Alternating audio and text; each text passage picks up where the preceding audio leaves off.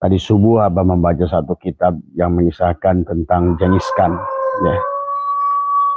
Maka Abah membuat judul kali ini adalah kalau selama 2 tahun ini kita hanya melihat kesalahan Habib, marilah mulai hari ini juga kita melihat kekurangan diri kita. Kekurangan diri kita sebagai individu, kekurangan diri kita adalah sebagai anggota masyarakat pribumi Nusantara. Maka di dalam kisah kitab itu dikisahkan tentang Genghis Khan adalah orang yang sangat luar biasa dan beliau ingin menyerang Baghdad saat itu. Pada saat kekhalifahan Harun al-Rasyid, dia berkata sampailah ke Baghdad membawa pasukan yang sangat besar dan dia menantang para ulama Baghdad saat itu. Wahai Harun al-Rasyid, tunjukkan pada diriku ulama yang paling besar di antara ulamamu.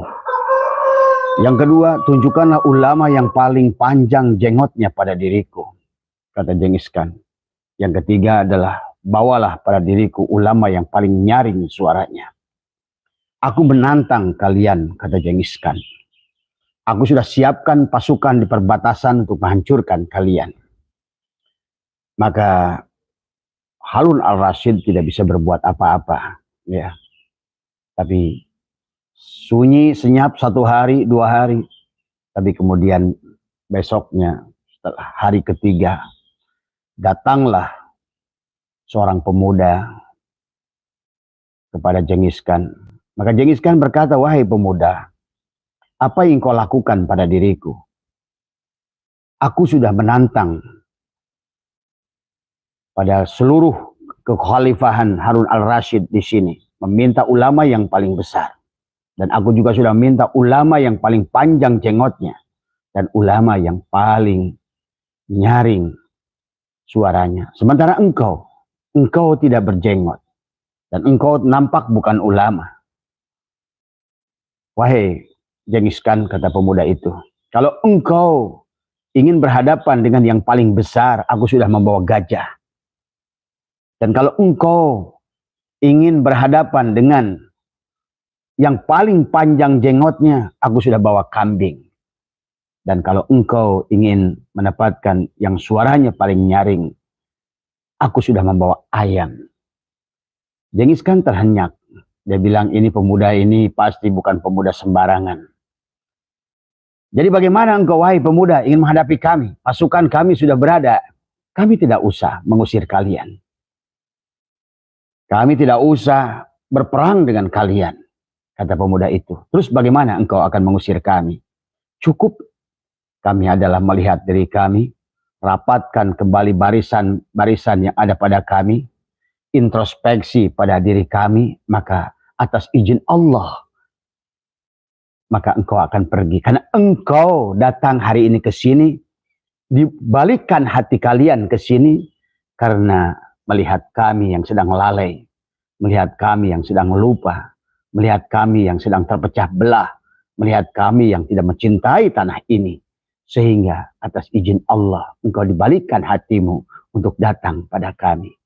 Maka cara mengusir engkau, wahai Genghis Khan, cukup kami bersatu para ulama kami, cukup bersatu kami dengan ulama, dengan umaro, cukup kami bersatu dengan rakyat-rakyat pribumi-bumi ini, maka kami akan otomatis bisa menang melawan dirimu. Nah, sahabat rahimakumullah di seluruh Nusantara, kisah ini adalah sangat baik, ya. Maka Abah membuat judul, jangan salahkan Habib, ya, tapi salahkan kenapa kita selama ini adalah tertidur, sehingga tidak sadar bahwa kita ini sekarang sedang diacak-acak oleh mereka. Inilah pelajaran yang harus kita pelajari. Marilah kita para ulama Nusantara kembali pada ilmunya, mengajarkan agama dengan adab dan akhlak. Karena pada dasarnya, pada saat ada serangan, sesuatu yang tidak beradab dan tidak berakhlak, pada dasarnya karena awalnya adalah kita pun sudah kehilangan adab dan akhlak, ya. Wahai ulama Nusantara, berjuanglah untuk tanah airmu. Engkau dilahirkan di sini dan akan dikebumikan di sini. Tubuh ini dari 4 unsur, narun, hawaun, maun, turabun yang ada di sini. Maka kita harus jamukan kita. Kemudian yang ketiganya adalah jahitlah kembali dohir dan batin. Jamukan, jangan pirok antara jasad, antara jiwa dan raga. Karena pendiri bangsa ini sudah membuat lagu Indonesia Raya, bangunlah jiwanya, bangunlah raganya. Dan diperlambangkan dari bendera merah putih. Merah dan putih yang dijahit. Kita ada diri dohir, kita ada diri batin. Nah inilah yang harus kita jamukan. Abah pernah mengisahkan tentang hari dari Ahad sampai Ahad adalah bagaimana dari Ahad, Isnin, Selasa, Ruba, Khamis. Maka Jumat itu adalah jamukan. Dohiron wa batinan. Supaya Sabtu itu adalah sabata, isbat. Ya, napi, isbat. Insya Allah kita akan kembali asal Ahad. Kembali pada Ahad. Kul huwallahu ahad, Allahus samad. Lam yalid walam yulad walam yakul lahu kufuwan ahad. Kita berasal dari Ahad dan insya Allah akan kembali kepada yang Ahad. Ya. Jangan salahkan Habib, tapi salahkan diri kita sendiri. Kenapa kita bercerai-berai? Pada saat kita bercerai-berai, mereka berdirilah FPI. Mereka berdirilah organisasi-organisasi. Berdatanganlah organisasi-organisasi dari luar. Karena kita bercerai-berai. Itulah baginda Nabi menyampaikan. Jangan kalian, dan juga Allah menyampaikan, wa'tasimu bihabdillahi jami'an wala tafarraqu. Dan baginda Nabi mengisyarahkan, jangan domba keluar domba itu dari barisannya, karena dia akan mudah diterkam dengan serigala. Maka jangan salahkan Habib. Kalau selama ini kita menyalahkan mereka, marilah mulai juga kita mengintrospeksi pada diri kita juga. Kalau kemarin kita lihat keluar, sekarang sudah waktunya kita juga dah melihat ke dalam. Rapihkan barisan, ya. Rapihkan barisan tadi. Malah jangan kita merespon apa-apa yang disampaikan oleh Habib Rizik, tetapi adalah kembalilah kepada diri kita. Karena seperti kisah Genghis Khan tadi, Allah membalikkan hatinya. Karena pada saat Baghdad sudah ulamanya tercerai-berai, masyarakatnya sudah tidak peduli lagi dengan urusan agama dan urusan bangsa, maka datanglah atas, karena tidak ada la tataharraku zarratun illa biidnillah. Genghis Khan datang ke Baghdad, kata pemuda itu, karena kamilah yang salah, kamilah yang mengundang kalian. Jadi maka inilah pelajaran barangkali sekarang kita harus ke dalam dan keluar. Keluar kita cukup untuk menganalisa mereka, mempelajari mereka secara keilmuan bahwa sudah, kalau menurut Abah sudah selesai, bahwa mereka itu bukan duriat baginda Nabi Muhammad SAW, tapi cukuplah, marilah sekarang udah berbalik kepada diri kita, luruskan diri kita, introspeksi diri kita, ulamanya kita satukan. Ya. Jangan salahkan Habib berdalil yang aneh-aneh. Untuk ini adalah untuk menyadarkan agama itu bukan ucapan, tetapi adalah keyakinan atau keyakinan, tapi adalah agama itu adalah perbuatan. Al-imanu tasdiqun bil qalbi wa iqrarun bil lisan. Tidak cukup adalah ikrar bil lisan, tasdiqun bil qalbi, tetapi yang harus sesungguhnya adalah al-iman itu adalah wa amalun bil arkan. Syukurilah. Tidak cukup syukur bil lisan, tidak cukup dengan syukur bil qalbi, tetapi adalah harus syukur al jawari, syukur dengan badan ini. Bagaimana kita satukan barisan rakyat Indonesia, para ulamanya kembali untuk mencintai negeri ini. Seperti bendera merah putih, jahitlah merah dan putih. Karena merah adalah, putih adalah la ilaha illallah, merah adalah Muhammadur Rasulullah. Itulah dohir dan batin, jiwa dan raga, selama tubuh ini dohiron wa batinan jam'u, maka kita tidak akan pernah bisa ditembus oleh kekuatan apapun dari luar. Jangan salahkan Habib menguasai Nahdlatul Ulama, tetapi kitalah orang NU yang lupa kepada perjuangan organisasi yang hebat yang sudah dirintis dengan darah oleh Hadratus Syekh Hasyim Asy'ari.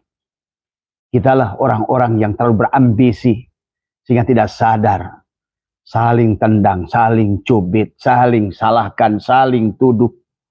Maka mulai hari ini, marilah sebagai warga Nahdiyin kembali kita jahit kain-kain yang sudah robek, kembali kita satukan tanpa menyalahkan para habaib yang telah menduduki tempat ini. Jangan salahkan habaib mengakui satu kemerdekaan adalah hasil jerih payah mereka. Tetapi marilah kita mulai sekarang mengisi kemerdekaan ini menjadi sesuatu yang bermanfaat. Yang pertama adalah khairun nas anfa'uhum linnas. Marilah kita menjadi manusia yang bermanfaat sesuai dengan kapasitas kita. Sebagai ulama, berjalanlah dari ulama. Sebagai politikus, berjalanlah pada politikus. Sebagai seniman, berjalanlah pada tempatnya. Sebagai apapun diri kita, semuanya penting untuk bangsa ini. Yang paling penting adalah ulah pacorok kokod, cek bahasa Sunda. Kembalikan sesuatu pada amanahnya. Kembalikan sesuatu kepada ahlinya. Fas'alu ahla dzikri in kuntum la ta'lamun. Kalau segala sesuatu sudah diserahkan bukan pada ahlinya, maka inilah kehancuran bumi ini. Kenapa sekarang musuh-musuh seolah-olah datang? Percayalah sahabat, tidak ada satu perkara yang datang pada diri kita. Dorro wala naf'an wala mautan wala hayatan wala nusura. Kalau hari ini kita buruk, kalau hari ini kita kalah, kalau hari ini kita menderita, itu semua adalah tanaman yang kita tanam sendiri. Inilah konsep di dalam Islam. Tidak ada Rasul yang menyalahkan orang lain. Tidak ada Rasul yang menyalahkan, apalagi Allah. Yang disalahkan adalah diri kita sendiri. Maka Abah ambil judul, jangan salahkan Habib, tapi salahkan kenapa kita mau diobok-obok oleh Habib. Jangan salahkan penjajah, tapi kenapa kita adalah bercerai-berai sehingga membuka pintu kepada penjajah dalam berbagai aspek datang kepada kita. Ya, itulah yang terjadi kepada Genghis Khan yang pada saat ditanya oleh pemuda tadi. Aku digerakkan hatiku adalah untuk menyerang Baghdad, kata Genghis Khan, karena kalian membuka peluang itu tadi semua. Ya, maka jawaban pemuda itu adalah cerdas. Maka kami tidak mengusir, tidak perlu mengusir kalian. Cukup kami merapatkan barisan, menyatukan kembali cinta yang ada, kemudian menyamakan visi kembali, bagaimana merubah kembali pandangan berbangsa. Maka kalian seperti halnya, tidak usah kita mengusir daripada kegelapan, karena segala yang datang pada diri kita berupa penyakit, berupa kekalahan, berupa masalah adalah kegelapan. Dan anti kegelapan itu cuma satu, cahaya. Inilah kenapa yang Abah pernah mengatakan bahwa sesungguhnya bahwa hakikat makhluk Allah ini pada dasarnya selalu menuju cahaya. Laron yang berasal dari tanah, dia berjuang. Bagaimana dia hidup di tanah? Tetapi pada saat dia waktunya ada cahaya, maka dia terbang keluar. Hanya untuk sampai kepada cahaya itu. Dan kemudian dia al-mutu qabla antamutu, maka dia pun cukup mengantarkan asalnya dari cahaya, sampailah dia kepada cahaya dan matilah laron itu. Ya itu, ya pelajaran. Maka segala makhluk di alam ini selalu menuju cahaya. Tanaman yang Anda tutup dengan batok, pasti dia mencari cahaya. Karena pada dasarnya kita berasal dari Nur Muhammad. Kembalilah dengan kasus nasab ini kepada hakikat baginda Nabi yang sebenarnya adalah cahaya bagi alam ini. Karena hakikat baginda Nabi adalah kalam. Karena hakikat baginda Nabi adalah ilmu. Karena hakikat baginda Nabi adalah ruh. Maka kembalilah kepada beliau, berarti kegelapan akan sirna. Karena datangnya cahaya. Nah inilah yang harus kita pahami ya. Jadi jangan, kalau menurut Abah waktunya mulai mengurangi, menyalahkan Habib, menyalahkan siapapun yang mengacak-ngacak negeri ini. Tetapi kembalilah kita mulai belajar introspeksi diri sebagaimana apa yang diajarkan oleh Allah dalam Al-Quran kepada para Rasul tadi semua. Inilah pelajaran kepada kita. Obatnya kegelapan adalah hanya tadi di dunia ini, hanya yang dekat pada Allah dan yang jauh pada Allah. Maka pada saat iblis itu adalah menjauh dari Allah, jadilah setan dia. Setan itu dari kata satana yang menjauhkan dirinya. Ya. Jadi, insya Allah siapapun yang menuju kepada cahaya kembali mendekat, kita akan menang. Ya. Jangan salahkan lambang negara seolah-olah dibuat oleh para habaib. Tetapi sudahkah kita juga selama ini menghormati lambang negara itu sebagai sebuah kebangsaan, sebuah kebanggaan bagi sebuah bangsa? Tidak akan ada lambang negara itu kecuali kita merdeka.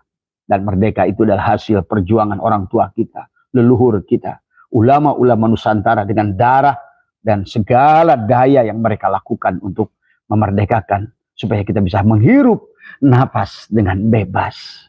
Karena kebebasan itu adalah ada pada nafas kita. Hakikat nafas ini adalah siapa? Dia tidak pernah tidur. Dia tidak pernah ngantuk nafas ini. Anda tidur pun nafas mengantarkanmu. Karena sesungguhnya nafasmu adalah ruhmu. Ruhmu adalah hayatmu. Hayatmu adalah Muhammad. Muhammad adalah Nurullah. Nurullah adalah Allah.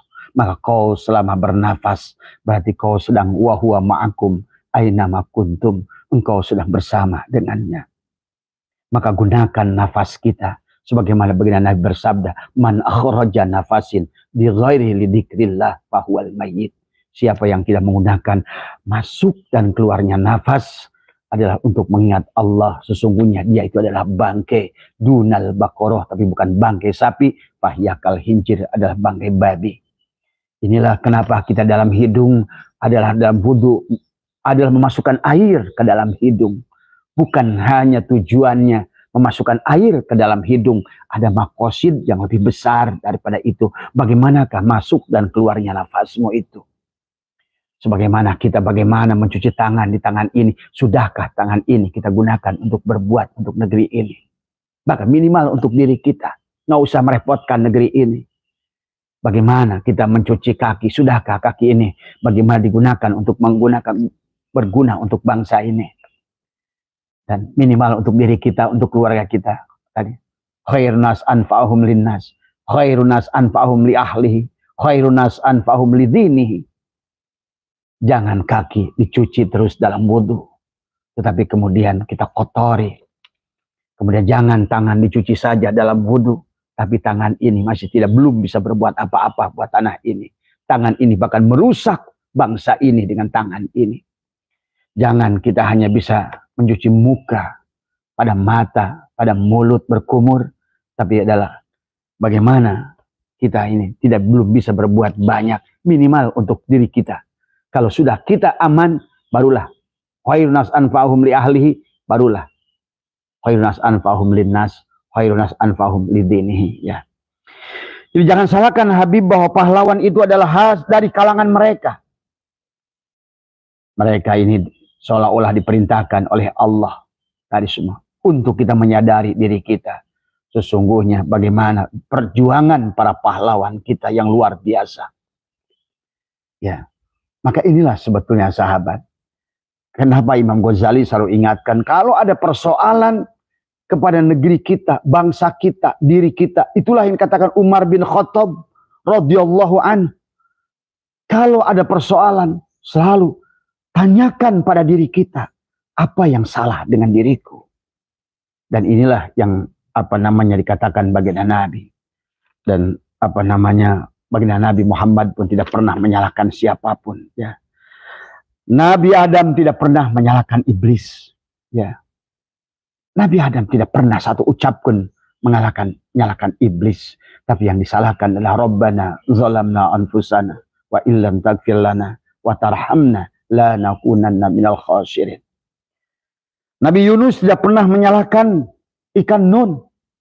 Dia hanya berkata, la ilaha illa anta subhanaka inni kuntu minadh dhalimin. Inni kuntu minadh dhalimin. Maka apalagi, makanya kata Abah, kenapa dengan keributan ini kita bersamaan juga dengan ancaman megatrust? Karena pada dasarnya ada korelasi antara diri kita alam sogir dan alam kabir. Tadi semua ya. Farkunya kita, piroknya kita dalam segala urusan. Maka ini pula yang akan menjadikan pemecah bangsa ini. Demikian pula Nabi Muhammad tidak pernah menyalahkan orang Taif walaupun kakinya berdarah-darah. Yang disalahkan, wahai Jibril, akulah yang salah. Aku belum bisa memberikan cahaya kepada warga Taif itu sehingga mereka masih bisa melempari diriku. Adam, ingat, Allah telah menyiapkan. Maka saya pernah membuat satu kajian, bahkan saya lagi tulis draftnya dalam sebuah buku. Manusia tidak akan hebat kalau tidak ada iblis. Kalau tidak ada iblis, kita tidak akan bisa sampai kepada Allah. Kalau tidak ada iblis, kita tidak akan bisa mulia. Karena iblis adalah Allah sendiri. Iblis adalah sparring partner yang dibuat oleh Allah untuk membuat diri kita hebat. Adam hebat karena iblis. Ibrahim hebat karena Namrud. Musa hebat karena Fir'aun. Jalut hebat karena Talut. Pandawa hebat karena Kurawa. Dan Aisyah, walaupun suaminya adalah Fir'aun, hebat karena punya suami Fir'aun. Ya. Kalau kita ingin melembutkan diri kita, maka bukan mencari amplas yang lembut, tetapi adalah dengan amplas yang kasar. Maka itulah sesungguhnya sahabat. Maka kita harus memahami tentang hakikat kenapa di alam ini selalu adalah jami'an. Sebagaimana dalam ayat pernikahan, wa min ayatihi an khalaqalakum min anfusikum ajwajan. Ada siang, ada malam. Siang dan malam adalah suami istri. Ada baik, ada buruk. Baik dan buruk adalah suami istri. Ya. Kemudian menang dan kalah adalah suami istri. Ada kasar, ada lembut, suami istri. Ada surga, ada neraka, suami istri. Maka lampu ini menyala karena ada negatif, ada positif, ada suami, ada istri. Itulah Allah isyaratkan tentang kaum Sodom. Kenapa kaum Sodom itu adalah dimurkai oleh Allah? Karena tidak ada nyala positif dengan positif, negatif dengan negatif. Wadon karo wadon, lanang dengan lanang, nggak ada. Karena ajwajan, pasangan. Sendal, pasangan. Jadi kalau bicara pasangan, jangan paksa untuk sama. Namanya juga pasangan. Pasangannya atas adalah bawah. Pasangannya surga adalah neraka. Pasangannya malam adalah siang. Pasangannya pasangan, ajwajan. Supaya apa? Litaskunu ilaiha. Maka kenapa di dalam Al-Quran Allah selalu berfirman, di sebalik kesulitan ada kemudahan. Berarti sesungguhnya kesulitan itu untuk kemudahan. Nah inilah yang harus kita pahami dalam konsekuensi hidup. Bagaimana kita jadikan ajwajan tadi sebagaimana suami istri supaya litaskunu. Kemudian mulailah kita mencintai antara kutub positif dan negatif. Karena ada anion, ada kation, ada anoda, ada katoda. Itulah kenapa rumus air itu H2O, ada unsur H2 dan O. Ada H2 dan O, satu unsur negatif, satu unsur positif. Kalau dipisahkan H2O itu adalah H-nya hidrogen bisa menjadi bom, membahayakan. O-nya bisa menjadi bom. Maka itulah dibuatlah jam'iyah. Wa'tasimu bihablillahi jami'an. H2O. Maka menjadilah sesuatu yang menjadikan rahmat. Bahkan dengan airlah. Baginda Nabi menjadikan air adalah sebagai alat untuk mudah diperintahkan oleh kita. Air itu adalah kata yang baik, maka air itu berubah menjadi molekul dengan struktur yang sangat baik. Maka kenapa orang tua kita dulu, para ulama, para aulia, bahkan baginda Nabi menggunakan air untuk media, untuk doa. Maka oleh karena itu tubuh kita adalah 70%-nya adalah air. Maka pada saat kita berprasangka buruk pada diri kita, maka prasangka buruk itu karena tubuh kita 70% air, maka tubuh kita akan mendatangkan, akan membawa kepada kita kepada nasib yang buruk. Dikatakan oleh Imam Ghazali, dalam hati yang baik, hati yang bersih, dalam kolbun salim akan ada pikiran yang baik. Pikiran yang baik akan menjadi ucapan yang baik. Ucapan yang baik akan menjadi perbuatan yang baik. Perbuatan yang baik akan menjadi kebiasaan yang baik. Kebiasaan yang baik akan menjadi nasib yang baik. Itulah mungkin salah satu tafsir yang Abah mungkin sedikit berbeda menafsirkannya, tetapi insya Allah tidak akan keluar.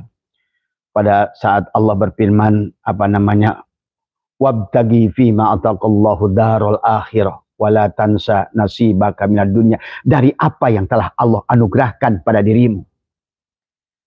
Jadikanlah itu sebagai modal kebahagiaanmu di masa depan, bukan akhirat. Akhirat itu akhir, awal, akhir. Apapun, kalau engkau menanam bunga, kalau menanam singkong, awalnya nanam, akhirat itu adalah akhir dari penanamanmu itu. Maka bicara akhirat jangan terlalu jauh nyebrang ke sono dulu. Cari akhirat akhir yang di sini dulu. Jadi jangan bicara surga yang jauh dulu. Surga yang dekat dulu adalah akhir dari setiap perbuatan.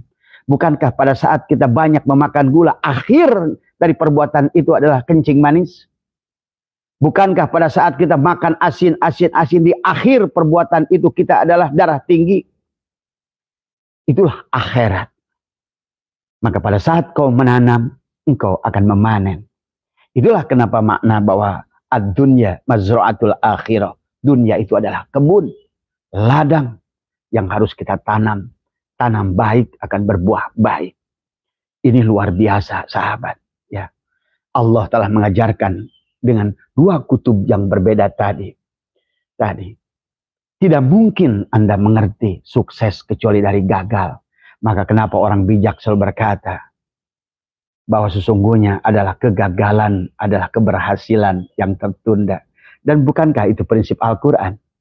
Di sebalik kesulitan ada kemudahan.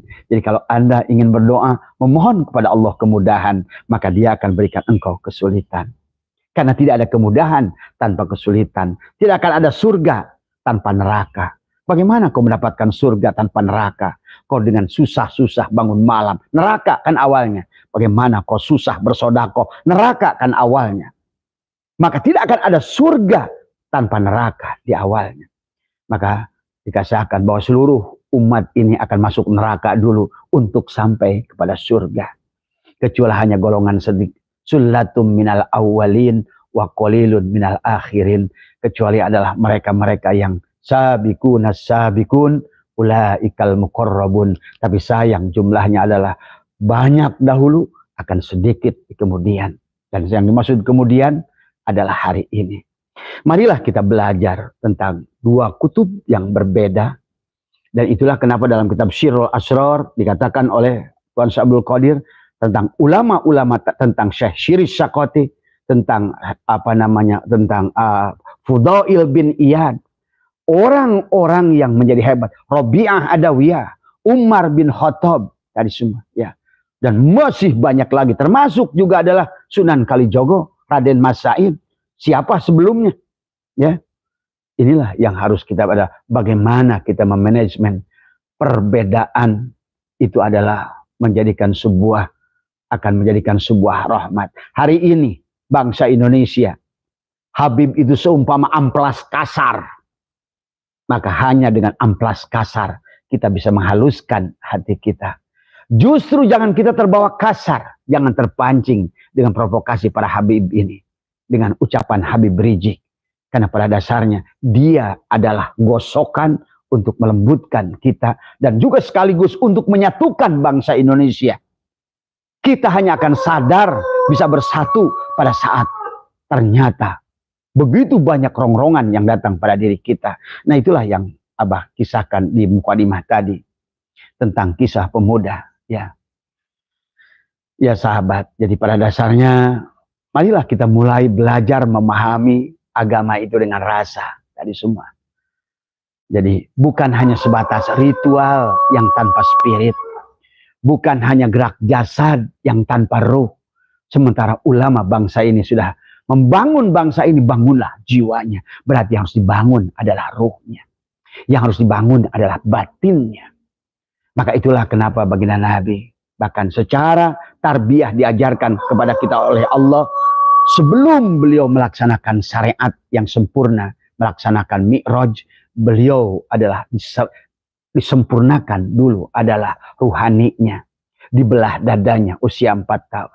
Dibelah dadanya menjadi nabi usia 25 tahun. Dibelah dadanya pada saat 40 tahun menjadi rasul. Barulah beliau adalah melaksanakan Isra wal Mi'raj. Jadi semua. Jadi jiwanya, bangunlah jiwanya, bangunlah badannya. Jadi bukan hanya bangunkan badannya. Itulah Abah kemarin pernah berkata tentang masjid. Kenapa innama ya'muru masyajidallah, bukan innama yu'ammiru masyajidallah. Tapi banyak orang sekarang mengartikan masjid itu dengan pemaknaan innama yu'ammiru masyajidallah, seolah adalah masdarnya adalah takmir, tapi yang dimaksud oleh Allah adalah innama ya'muru masyajidallah, adalah masdarnya adalah imarah. Bagaimana masjid yang di sininya adalah qalbul mu'min baitullah. Inilah Ka'bahnya yang harus diluruskan dulu. Makanya kembali, kalau kita ingin belajar sesuatu tentang ilmu Allah, jangan keluar dari diri. Maka kenapa Allah perintahkan Iqra. Iqra kitabaka kafa binafsika. Itu. Iqra, bacalah. Kitabmu. Kata-kata Gus Dur, Al-Quran Qadim, wahyu minulyo. Orang ditulis, bisa diwaca. Inilah tubuh kita. Bisa ditulis. Enggak ditulis, tapi bisa dibaca. Karena Al-Quran Qadim inilah. Ada Al-Quranul Majid. Ada Al-Quranul Karim. Ada Al-Quranul Hakim. Bahkan wujudlah Al-Quranul Azim. Karena ada Al-Quran Qadim yang awal. Maka kitalah sesungguhnya adalah sebelum Islam sekalipun turun, kita ini sudah mulia. Dan Islam datang adalah untuk menyempurnakan kemuliaan kita. Dari insan kamil menjadi insan mukamil. Inilah sahabat, mudah-mudahan kita maaf. Jadi hari ini Abang ambil judul, jangan salahkan Habib. Yang harus kita salahkan adalah diri kita. Kenapa kita mau dipecah belah? Ya, sebagaimana Nabi Adam tidak pernah nyalakan iblis, Nabi Ibrahim tidak pernah nyalakan Namrud, Nabi Musa tidak pernah nyalakan Firaun, Jalut tidak pernah nyalakan Talut, Pandawa tidak pernah nyalakan Kurawa. Karena Kurawa lah Pandawa hebat, karena iblislah Adam hebat, karena Namrudlah Ibrahim hebat, karena Firaunlah Musa dan Harun hebat. Dan juga Aisyah, istrinya Firaun hebat. Karena punya suami sekelas Fir'aun. Tadi semua ya. Jadi itulah ajwajan, pasangan. Supaya apa? Litaskunu ilaiha. Mari kita mulai menyayangi kehidupan ini dengan dua kutub yang berbeda. Khairihi wa syarihi. Negatif dan positif. Marilah kita mencintai. Kita satukan ajwajan, pasangan buat diri kita. Ya. Kalau kita sudah bisa pasangkan tadi semua. Dohiron wa batinan, sebagaimana maka dikatakan biasakan, pejamkan mata, lidah balikin ke atas, tadi semua katakan oleh dirinya, lenyap aku ke dalam kosong. Ahmad nama batinku, Muhammad nama zahirku. Lenyap zahirku, hilanglah aku. Allahu ruhun, Muhammadun jasadun. Itu adalah amaliyah yang harus kita amalkan. Setiap helaan nafas kembalikan lidah ke atas. Selalu katakan Bismillahi nuri nuru nurullah nuru Rabbi bihaqi nur Muhammad. Aku adalah cahaya. Katakan, karena kita adalah berasal dari Muhammad. Aku adalah cahaya. Aku adalah cahaya. Aku pantas bahagia. Karena memang aku diciptakan untuk bahagia. Aku adalah pantas hebat. Karena bersamaku adalah ada ya zat yang hebat dengan utusannya yang hebat. Dan aku adalah pantas menjadi orang kaya, menjadi orang mulia, karena memang dalam diriku ada. Itulah walaqad karramna bani Adam. Dan Allah telah muliakan Bani Adam. Yang salah adalah selalu jangan menyalahkan diri kita, jangan meremahkan diri kita. Tadi semua hati-hati dengan sangkaan. Sangkaan kita itu dahsyat, karena sangkaan kita itu akan membuat tubuh kita mengantarkan apa yang kau sangkakan. Karena tubuh kita terdiri dari 70% air, dan air merespon kepada apa yang sangkakan. Maka tidak usah sebetulnya bagi orang sudah ngerti dengan doa, dengan ucapan, cukup balemkan mulut, kemudian gigi rapatkan, lidah balikin ke atas, kemudian hati berkata, cukuplah sangka oleh dirimu. Aku pantas bahagia, aku pantas kaya. Tubuhku menjadi magnet dunia dan ilmu. Maka semua. Maka inilah dohiron wa batinan tadi semua. Ya.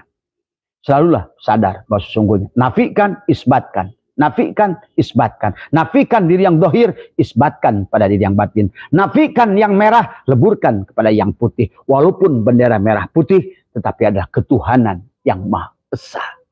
Esa bukan berarti satu, tapi adalah dua yang menjadi satu. La ilaha illallah Muhammadur Rasulullah. Sudah menyatu dohiron wa batinan dalam setiap helaan nafas. Karena jangan jauh-jauh mencari Allah. Ada rasakan nafasmu itu tadi semua. Karena Allahu la ilaha illa huwal hayyul qayyum. Itulah nafas yang berdiri dengan sendiri. Kau tidur pun kau tidak usah atur nafasmu. Tadi semua. Tadi semua ya. Dia tidak pernah ngantuk, tidak pernah tidur. Engkau ngantuk pun napas tetap berjalan. Engkau tidur pun napas tetap berjalan. Kecuali pada batas waktu. Napas sudah nafas yang terakhir. Jadi nafas itu sahabat, nafas itu sesuatu yang keluar pada saat masuk ke dalam, ruh lah namanya. Ruh pada saat di dalam tubuh, nafas pada saat keluar. Maka pada saat dia keluar, maka dia kalau dia tidak kembali, itulah nafas yang terakhir. Ya. Maka dia akan berada di alam ini. Ya, paham? Di antara marojal bahraini yaltaqiyan. Bainahuma barzahun la yabghiyan. Ada alam dohiron wa batinan yang dia tidak bisa kembali ke sini, dan yang di sini tidak masuk bisa ke sana. Ya.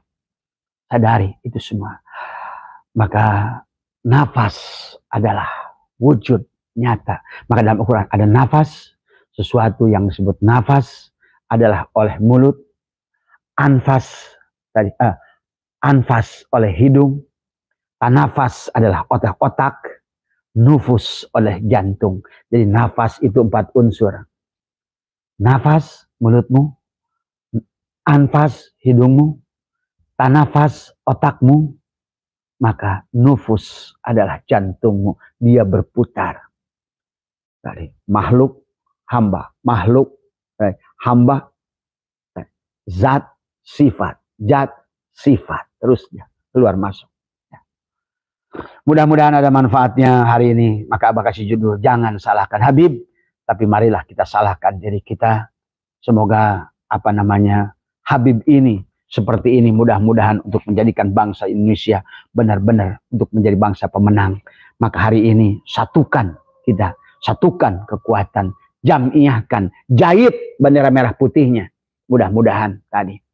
Dengan demikian maka tanpa mengusir mereka pun, siapapun yang akan menyerang kita akan jatuh dengan sendirinya. Ya. Karena gelap itu nggak usah disingkirkan, cukup engkau bercahaya saja, maka gelap itu akan hilang dengan sendirinya. Ya.